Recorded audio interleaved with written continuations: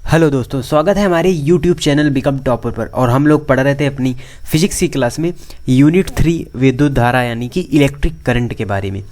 तो इसमें जो पिछली क्लास में हम लोगों ने पढ़ा था, तो पिछली क्लास में हम लोगों ने जो हमारे टॉपिक थे वैद्युत ऊर्जा, वैद्युत शक्ति, इन सभी टॉपिक्स के बारे में अच्छी तरीके से पढ़ा था। और हम लोग पहुँच गए थे वैद्युत सेल तक, यानी कि इलेक्ट्रिक सेल तक के जो टॉपिक्स हैं हमारे, वो हम लोगों ने कवर कर लिए थे। तो उसके आगे के जो टॉपिक्स हैं वो हम पढ़ेंगे आज की क्लास में। और इम्पोर्टेंट कुछ डेरिवेशन भी हैं जो कि कॉम्बिनेशन ऑफ सेल्स हैं, यानी जो सेलों के संयोजन से रिलेटेड कुछ डेरिवेशन हैं, उनको भी हम अच्छी तरीके से सॉल्व करेंगे।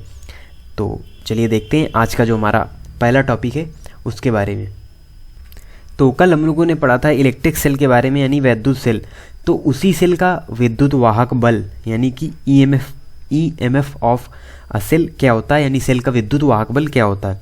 तो ये उसी से रिलेटेड होता है, यानी वैद्युत सेल से ही रिलेटेड ये टॉपिक है। क्योंकि हमने कल पढ़ा था कि वैद्युत सेल क्या करता है, वो रासायनिक ऊर्जा को कन्वर्ट करता है वैद्युत ऊर्जा में। क्योंकि उसमें जो वैद्युत अपघट्य होता है, इलेक्ट्रोलाइट होता है, तो उसी के द्वारा एक रासायनिक क्रिया होती है जिसके द्वारा वैद्युत ऊर्जा प्रोड्यूस की जाती है। तो अगर हमको वैद्युत परिपथ में क्या करना है, आवेश का लगातार अगर प्रवाह बनाए रखना है, तो इसके लिए हमको क्या करना पड़ेगा, कुछ कार्य करना पड़ेगा, कुछ कार्य वहाँ पर करना पड़ेगा अगर हमको आवेश को निरंतर वैद्युत धारा बनाए रखना है तो।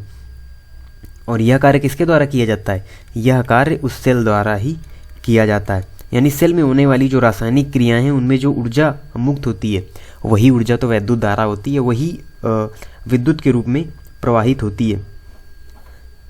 तो जो सेल होता है वो क्या करता है, इलेक्ट्रोडों और वैद्युत अपघट्य के बीच एक रासायनिक रिएक्शन करता है। यानी एक रासायनिक जो ऊर्जा उससे उत्पन्न होती है वो कन्वर्ट होती है किसमें, इलेक्ट्रिक करंट में, यानी कि वैद्युत ऊर्जा में परिवर्तित होती है। तो अब इसकी जो डिफिनीशन होती है वो ये होती है कि एकांक आवेश को, जो एकांक आवेश है उसको पूरे परिपथ में प्रवाहित करने में सेल द्वारा दी गई ऊर्जा को सेल का विद्युत वाहक बल कहते हैं। यानी एक प्रकार की ये ऊर्जा ही होती है जो सेल का विद्युत वाहक बल होता है। इससे क्या होता है कि जब विद्युत वाहक बल होता है, जो ये एकांक आवेश को पूरे परिपथ में प्रवाहित करने में सेल द्वारा दी गई ऊर्जा ही होती है। और इसे ही हम कहते हैं क्या, विद्युत वाहक बल। और इसको डिनोट करते हैं ई से, यानी कैपिटल ई से इसको डिनोट किया जाता है। और ये जिसका फॉर्मूला होगा वो भी सेम टू सेम होता है किसके, विभवांतर के बराबर। यानी जो विभवांतर का फॉर्मूला होता है वही होता है विद्युत वाहक बल का फॉर्मूला। तो आप इससे कन्फ्यूजन ना हो कि यहाँ पर बल लगा है तो हम इसको न्यूटन में इसका मात्रक कर दें या कुछ और कर दें, तो ये आपको नहीं करना है। इसका जो सिंपल सा फॉर्मूला होता है वो होता है ई बराबर W/Q, जो कि V का फार्मूला भी होता है विभवांतर का, और इसका मात्रक भी होता है क्या, वोल्ट में ही इसको लिया जाता है। तो ये होता है सेल का विद्युत वाहक बल। तो जहाँ ई डिनोट किया जाए तो वहाँ आपको समझ लेना है कि यहाँ पर सेल का विद्युत वाहक बल दिया है, और जहाँ पर V दिया जाए तो वहाँ पर विभवांतर दिया गया है। इसीलिए इसके साइन अलग अलग होते हैं। इसका फार्मूला एक है और इसके जो मात्रक है, यूनिट है, वो भी यहाँ पर एक ही दी हुई है। तो अब बात करते हैं इसकी जो डिपेंडेंसी है उसकी, यानी किस पर निर्भर करता है किस पर नहीं। तो जो विद्युत वाहक बल होता है ये प्रत्येक सेल का क्या होता है, एक लाक्षणिक गुण होता है। तो ये क्या होता है, जो प्रयुक्त प्लेटें होती हैं, हमने कल वैद्युत सेल आपको बनाया था कि एक वैद्युत अपघट्य होता है और उसमें ही वो प्लेटें डूबी रहती हैं जिसके द्वारा रासायनिक ऊर्जा को वैद्युत ऊर्जा में कन्वर्ट किया जाता है। तो जो ई होता है, यानी कि जो विद्युत वाहक बल होता है, ये किस पर डिपेंड करता है, ये डिपेंड करता है जो प्रयुक्त प्लेटों और वैद्युत अपघट्य की प्रकृति पर। प्लेटों व वैद्युत अपघट्य की प्रकृति पर, यानी इलेक्ट्रोलाइट की जो प्रकृति होती है वैद्युत अपघट्य की प्रकृति पर डिपेंड करता है। तो ये बात आपको याद रखनी है, यहाँ पर नेचर ऑफ इलेक्ट्रोलाइट पर डिपेंड करता है, ना कि जो मात्रा होती है यानी क्वांटिटी ऑफ इलेक्ट्रोलाइट पर ये डिपेंड नहीं करता, ना ही प्लेटों के आकार पर यानी साइज ऑफ प्लेट्स पर ये नहीं, और ना ही इनके बीच की दूरी पर इसका कोई प्रभाव नहीं पड़ता। तो वो चीज़ें भी हमको याद रखनी है जिस पर ये डिपेंड नहीं करता। तो ई डिपेंड नॉट, किस पर डिपेंड नहीं करता, तो हमने जाना कि ये केवल और केवल डिपेंड करता है प्लेटों पर और वैद्युत अपघट्य की प्रकृति पर, यानी नेचर ऑफ इलेक्ट्रोलाइट पर। और ये डिपेंड नहीं करता मात्रा पर, यानी वैद्युत अपघट्य की मात्रा। वैद्युत अपघट्य की मात्रा कितनी भी आप ले लें, उसका वैद्युत वाहक बल पर कोई प्रभाव नहीं पड़ता। मात्रा और ना ही प्लेटों के आकार का। प्लेटें किसी भी आकार की हों उसका भी इस पर कोई प्रभाव नहीं पड़ता। प्लेटों के आकार और इनके बीच की दूरी का इस पर कोई प्रभाव नहीं पड़ता, यानी ई डिपेंड करता है प्लेटों वैद्युत अपघट्य की प्रगति पर, ना कि वैद्युत अपघट्य की मात्रा और प्लेटों के आकार पर। और इसका जो प्रभाव होता है यानी सेल के भीतर जो वैद्युत वाहक बल होता है वो फ्लो करता है कहाँ से, ऋण इलेक्ट्रोड से धन इलेक्ट्रोड की ओर। ई फ्लो यानी कि वैद्युत वाहक बल फ्लो करता है कहाँ, ऋण इलेक्ट्रोड से धन इलेक्ट्रोड की ओर। ऋण इलेक्ट्रोड टू धन इलेक्ट्रोड ये फ्लो करता है जो वैद्युत वाहक बल होता है किसी सेल के भीतर। तो इतनी चीज़ें सेल के विद्युत वाहक बल से रिलेटेड यानी कि ईएमएफ ऑफ अ सेल। अब बढ़ते हैं अगले टॉपिक की ओर। अगला टॉपिक है हमारा टर्मिनल विभवांतर। तो क्या होता है टर्मिनल विभवांतर, क्योंकि हमने विभवांतर के बारे में तो पढ़ा है पीछे भी, तो उसी से रिलेटेड है। थोड़ा सा यहाँ पर फर्क है जो आपको देखना है, और फार्मूला भी एज इट इज होता है जो विद्युत वाहक बल का फार्मूला होता है, लेकिन यहाँ पर थोड़ा सा जो चेंजेस है उसी के बारे में हमको देखना है। तो क्या होता है टर्मिनल विभवांतर, किसी परिपथ के दो बिंदुओं के बीच एकांक आवेश को प्रवाहित करने में किए गए कार्य को उन दो बिंदुओं के बीच टर्मिनल विभवांतर कहते हैं। तो जो एकांक आवेश होता है उसको प्रवाहित करने में जो किया गया कार्य होता है, तो उसी कार्य को उन बिंदुओं के बीच क्या कहते हैं, टर्मिनल विभवांतर कहते हैं। और यहाँ पर भी सेम फार्मूला यूज होता है, E बराबर W/Q। और यहाँ पर जो किया गया कार्य होता है यानी परिपथ में भिन्न भिन्न भागों में जो व्यय होने वाली ऊर्जा है वो W1 W2 W3 से डॉट इसी तरीके से होती है। तो इसका व्यापक रूप में भी हम लिख देते हैं, Q सभी के लिए सेम रहता है।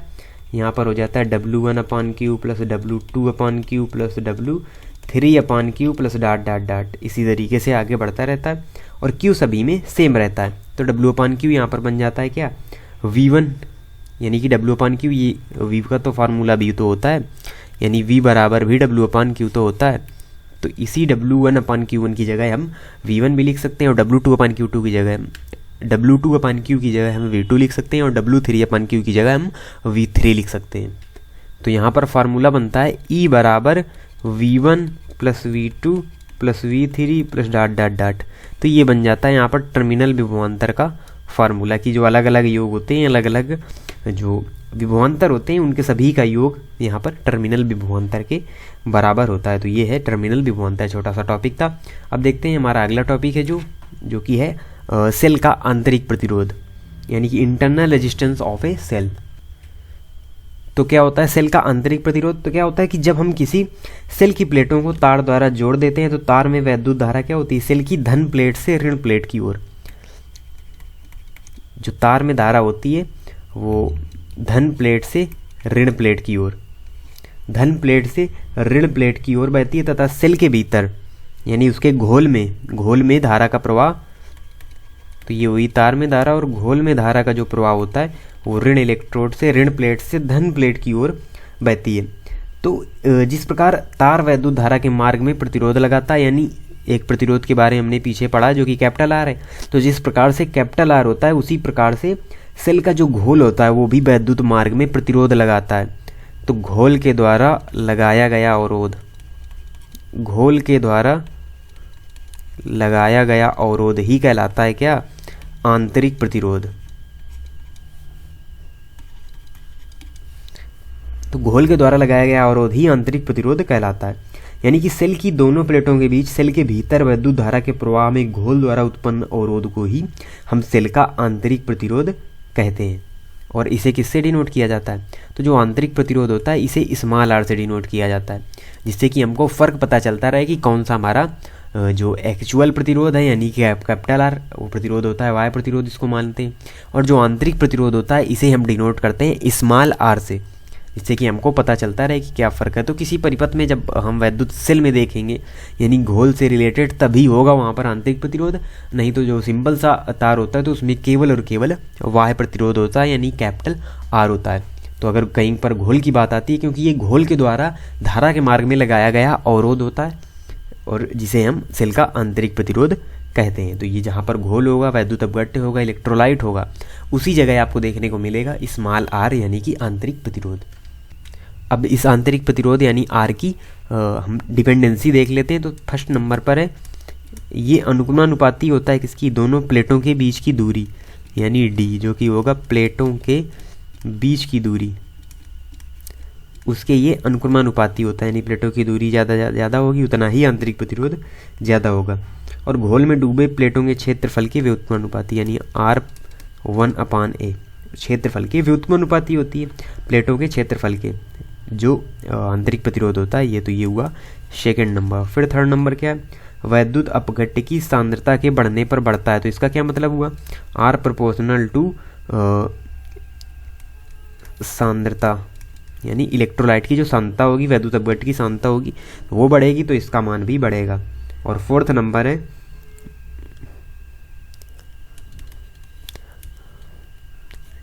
डिपेंड करता है किस पर, वैद्युत अपघट्य एवं प्लेटों के पदार्थ की प्रकृति पर, यानी कि नेचर ऑफ इलेक्ट्रोलाइट एंड जो सब्सटेंस होगा किसका, प्लेटों का, उस पर ही ये केवल डिपेंड करता है। तो ये चार चीज़ें हैं जहाँ पर ये जो आर की यानी स्मॉल आर आंतरिक प्रतिरोध की डिपेंडेंसी होती है किस पर, प्लेटों के बीच की दूरी के अनुक्रमानुपाती, क्षेत्रफल के व्युत्क्रमानुपाती, सांद्रता के अनुक्रमानुपाती, और डिपेंड करता है प्रकृति पर, वैद्युत अपघट्य एवं प्लेटों के पदार्थ की प्रकृति पर। और इसका जो मान होता है वो नियत नहीं होता, यानी सेल का आंतरिक प्रतिरोध नियत नहीं होता, ये उपयोग में लाते रहने पर धीरे धीरे बढ़ता रहता है। तो ये कंडीशन थी इस आंतरिक प्रतिरोध की।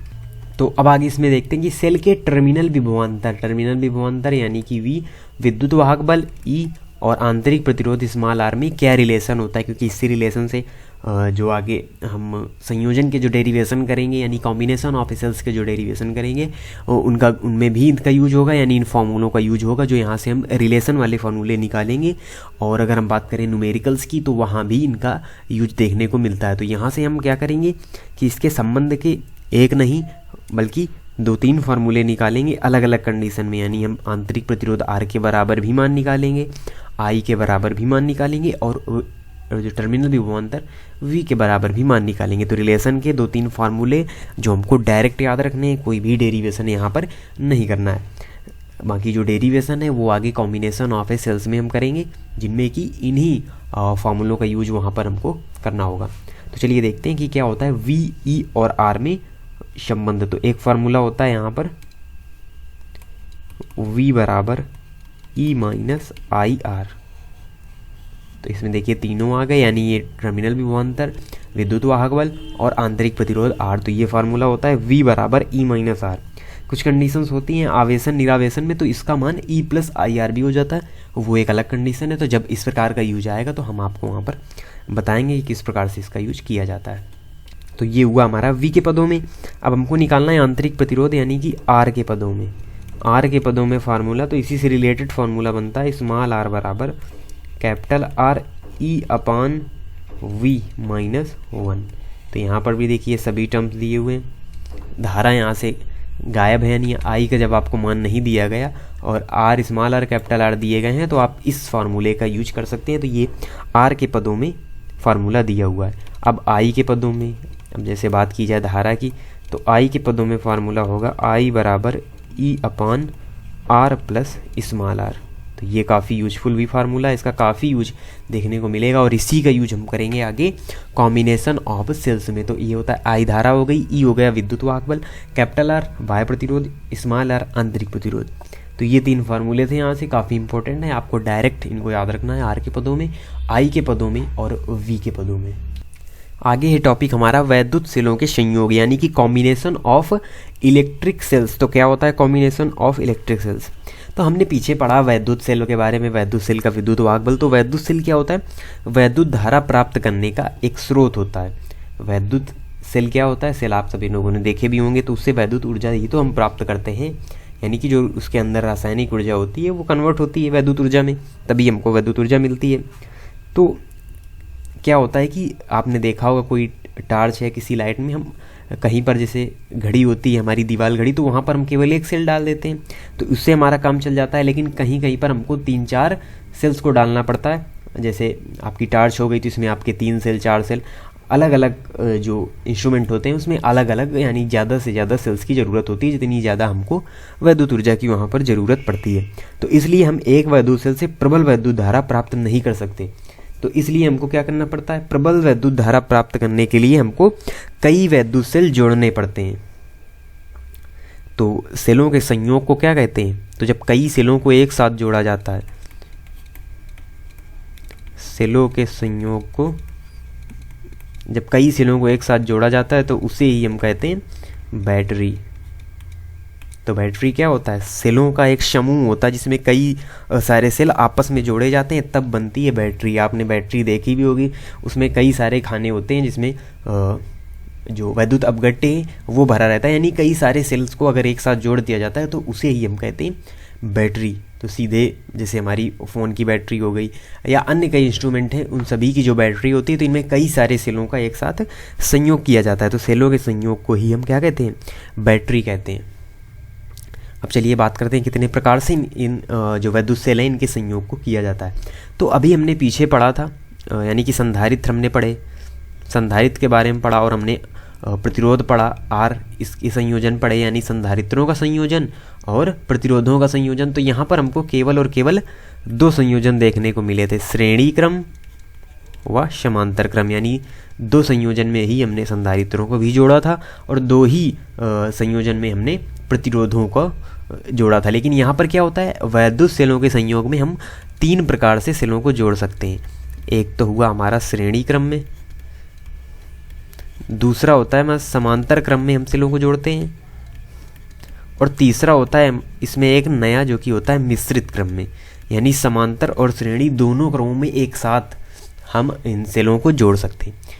तो हम 1 बाय 1 तीनों के जो डेरिवेशन है उनको देखेंगे और क्या कुछ उनमें चेंजेस होता है जब स्मॉल आर का मान अधिक होता है, ग्रेटर होता है कैपिटल आर से, या कैपिटल आर का ग्रेटर होता है स्मॉल आर से, तो क्या कंडीशंस वहाँ पर बनती है। तो 1 बाय 1 सभी डेरिवेशंस को अच्छी तरीके से हमको देखना है, और काफ़ी ये इंपॉर्टेंट भी है क्योंकि इससे रिलेटेड क्वेश्चंस भी पूछ लिए जाते हैं। डेरिवेशन कभी लॉन्ग में आता है, कभी शॉर्ट में आ जाता है, तो इन सभी को देखना। सबसे पहले हम देखेंगे यहाँ पर श्रेणी क्रम संयोजन।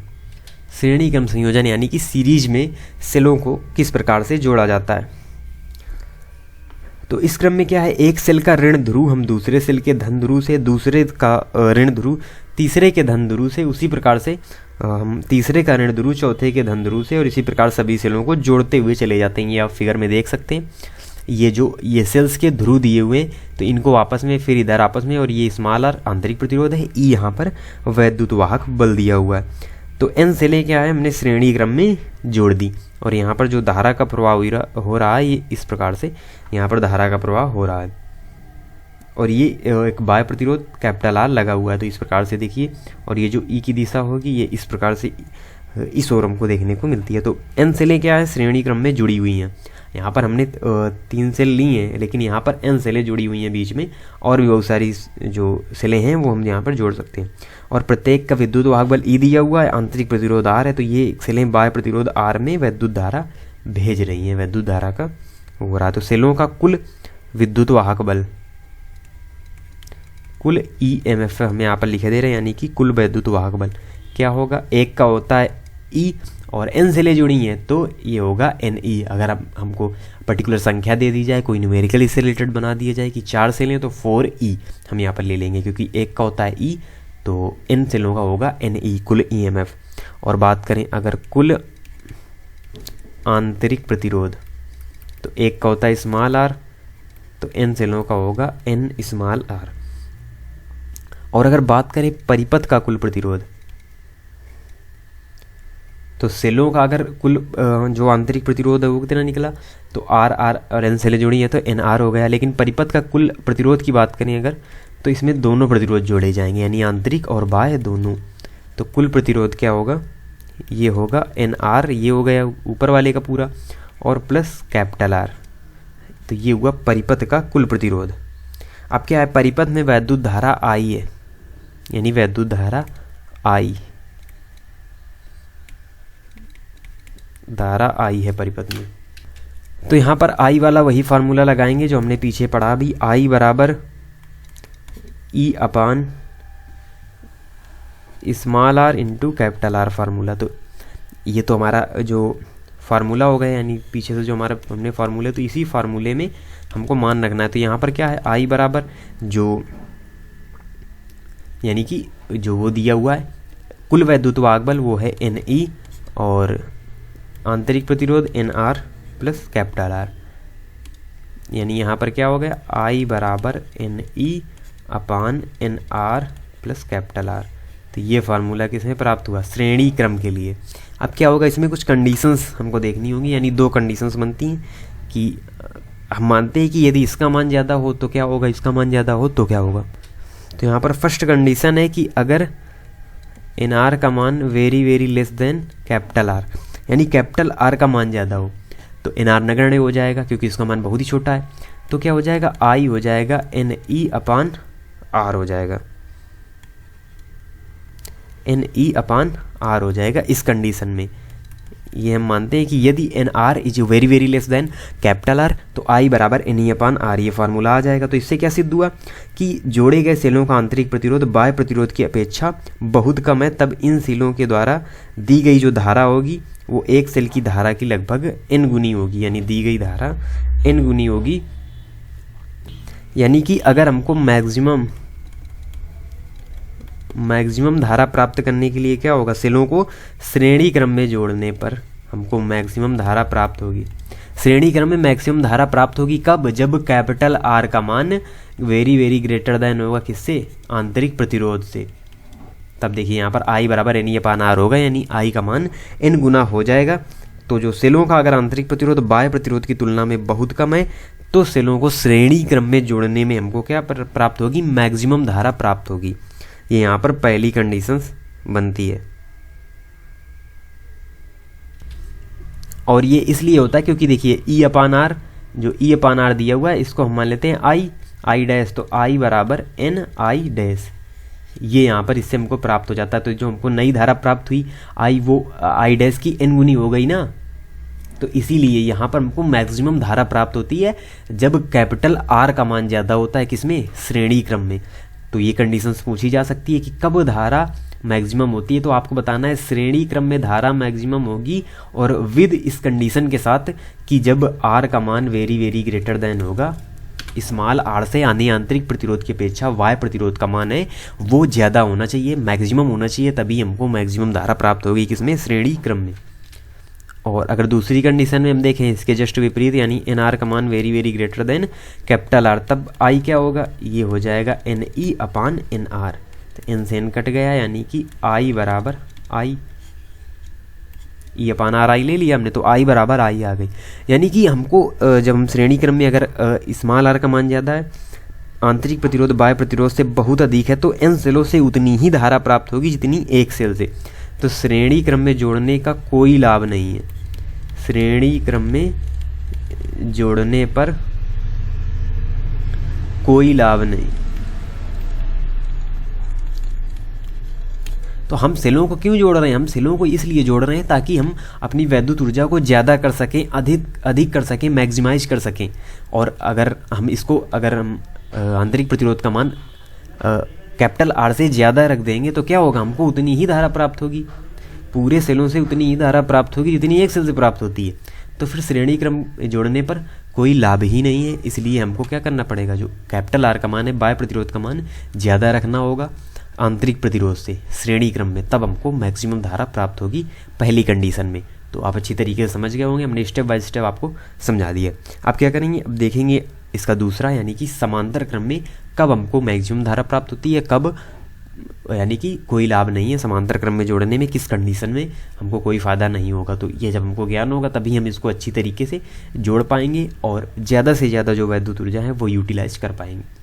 अब देखते हैं समांतर क्रम संयोजन, यानी इन पैरेलल, या इसे ही कहते हैं पार्श्व क्रम में संयोजन सेलों का किस प्रकार से किया जाता है। तो इस क्रम में भी हम क्या करेंगे, एक सेल के धन ध्रुव एक बिंदु से तथा ऋण ध्रुव के दूसरे बिंदु से जोड़े जाते हैं, यानी n सेलें यहाँ पर देखिए समांतर क्रम में जुड़ी हुई हैं और इनमें E का फ्लो इस तरफ है और ये यहाँ पर वैद्युत धारा I इस दिशा में फ्लो हो रही है और बाह्य प्रतिरोध R यहाँ पर लगा हुआ है। तो सेम फार्मूला लगेगा, बस जो संयोजन है यानी कि जो कॉम्बिनेशन हमको करना है वो करना है पैरेलल फॉर्म में समांतर क्रम में। तो क्या होगा यहाँ पर, समांतर क्रम में जुड़ी हैं, इसीलिए प्रतिरोध का समांतर क्रम वाला हम यहाँ पर फार्मूला लगाएंगे, जो कि होगा 1 अपान तुल्य प्रतिरोध 1 अपान आर बराबर 1 upon r plus 1 upon r plus dot dot dot n पदों तक। तो ये क्या हो जाएगा 1 अपान R1 बराबर हो जाएगा n अपान R। तो तुल्य प्रतिरोध R1 का मान आ जाएगा R/n। अब अगर बात करें परिपथ के कुल प्रतिरोध की, तो परिपथ का कुल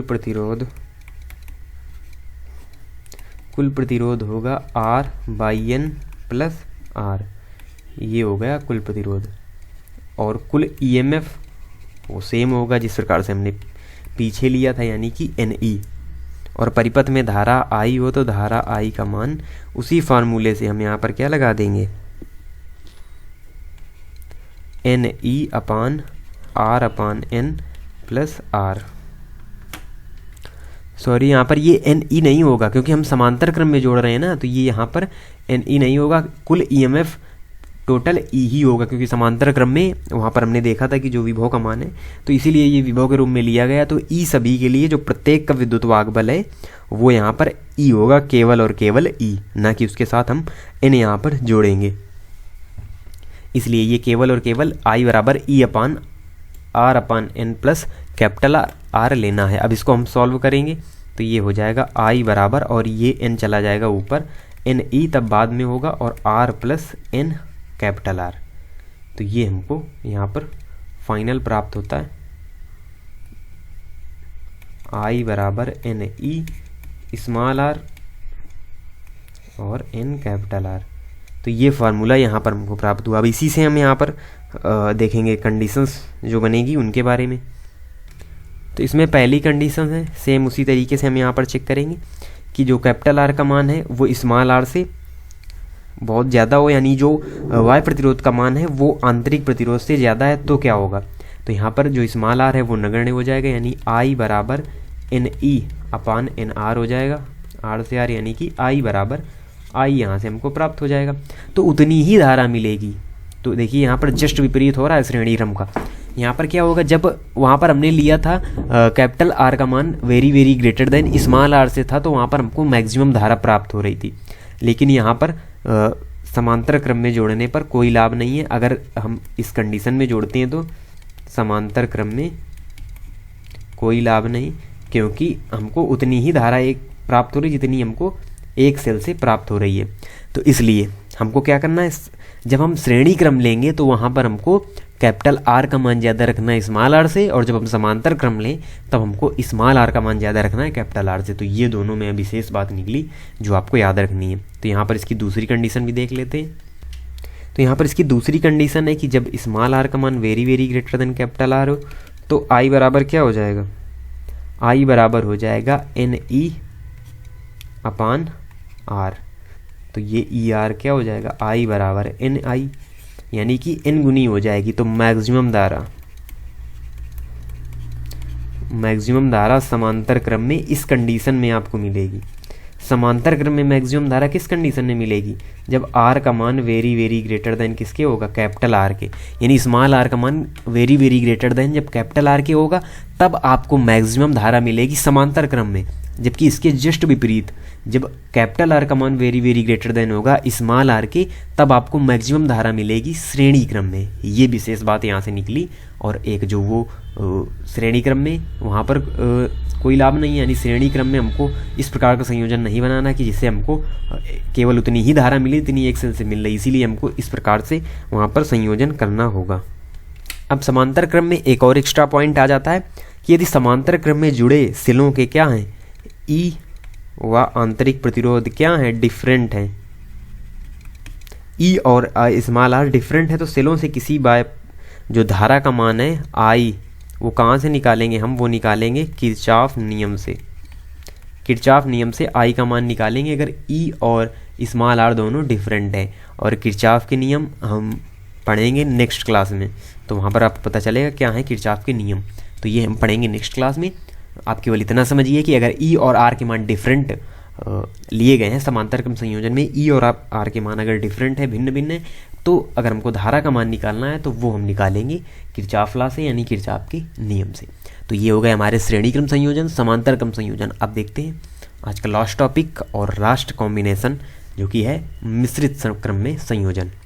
तो अब देखते हैं इसमें मिश्रित क्रम संयोजन। तो मिश्रित क्रम संयोजन में क्या है, इसमें हमको इस क्रम में हम क्या करते हैं, थोड़े थोड़े सेल श्रेणी क्रम में जोड़ते हैं और कुल श्रेणियों को आपस में समांतर क्रम में जोड़ते हैं। तो ये देखिए, जो ये अंदर वाले जो ये सेल जुड़े हुए हैं, ये जुड़े हुए हैं श्रेणी क्रम में, और फिर पूरे संयोजन को हमने जोड़ दिया समांतर क्रम में। तो यानी यही हो गया हमारा मिश्रित, यानी कि मिक्स्ड ग्रुपिंग कर दी हमने। कुछ सेल हमने लिए श्रेणी क्रम में जोड़कर और सभी को, पूरे संयोजन को हमने जोड़ दिया पैरेलल फॉर्म में समांतर क्रम में।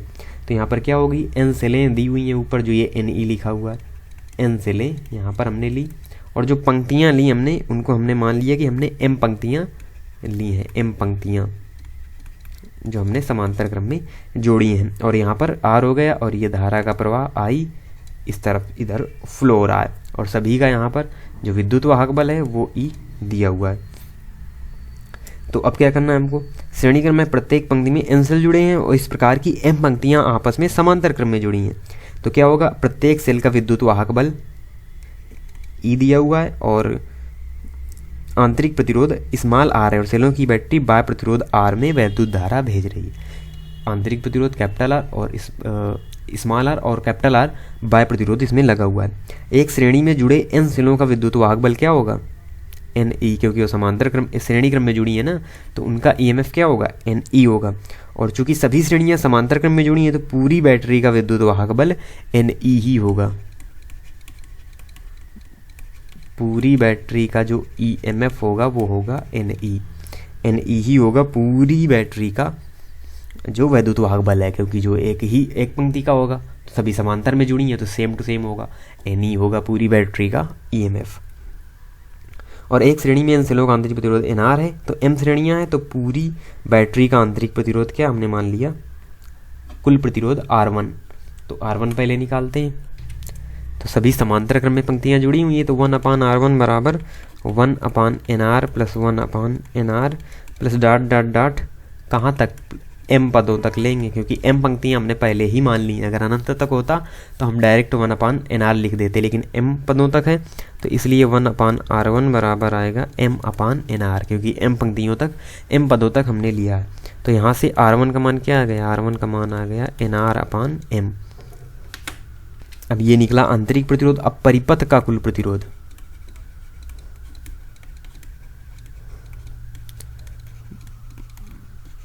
परिपथ का कुल प्रतिरोध क्या हो जाएगा, तो ये कुल प्रतिरोध हो जाएगा बराबर NR plus M plus Y प्रतिरोध कैपिटल R। अब धारा I का फार्मूला वही, I बराबर NE/NR/M प्लस R, और M चला जाएगा ऊपर, तो यहाँ पर हो जाएगा। तो ये फाइनल फार्मूला बना हमारा I बराबर MNE/NR plus M capital R। ये फार्मूला बना किसका, मिश्रित क्रम यानी कि मिक्स्ड ग्रुपिंग का। अब क्या करना है, तो अभी तक हमने देखा श्रेणी क्रम संयोजन या समांतर क्रम संयोजन। तो इन सेलों के जोड़ने का मेन पर्पज हमारा क्या है, हम क्यों सेलों को जोड़ रहे हैं, हमने श्रेणी क्रम में क्यों जोड़ा, क्यों समांतर क्रम में जोड़ा, तो हम इसलिए सेलों को जोड़ रहे हैं जिससे कि हम धारा अपनी मैक्सिमम प्राप्त कर सके।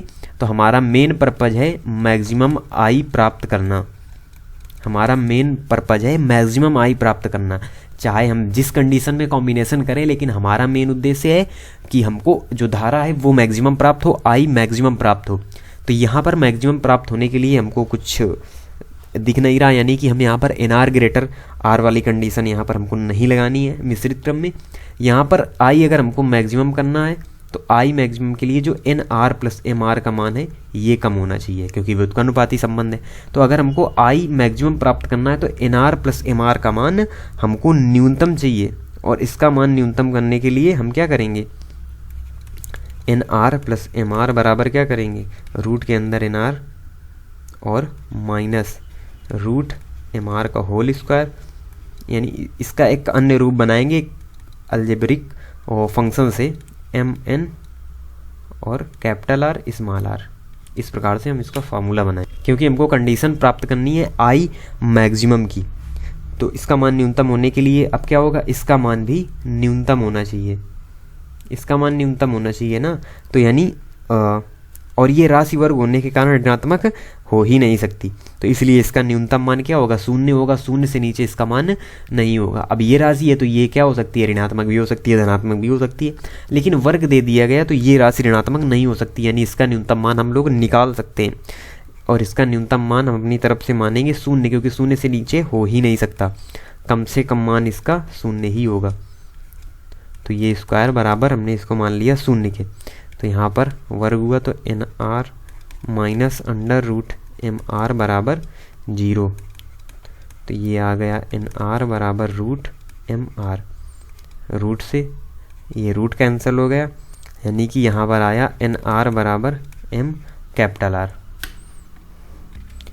अब यहाँ से हम क्या निकालेंगे, हम यहाँ से निकालेंगे कैपिटल आर का मान, ये होगा एन आर अपान एम। तो हमको क्या देखने को मिला, ये जो एन आर अपान एम है ये पूरी बैटरी का क्या है, पूरी बैटरी का ये आंतरिक प्रतिरोध है, पूरी बैटरी का आंतरिक प्रतिरोध दिया गया है।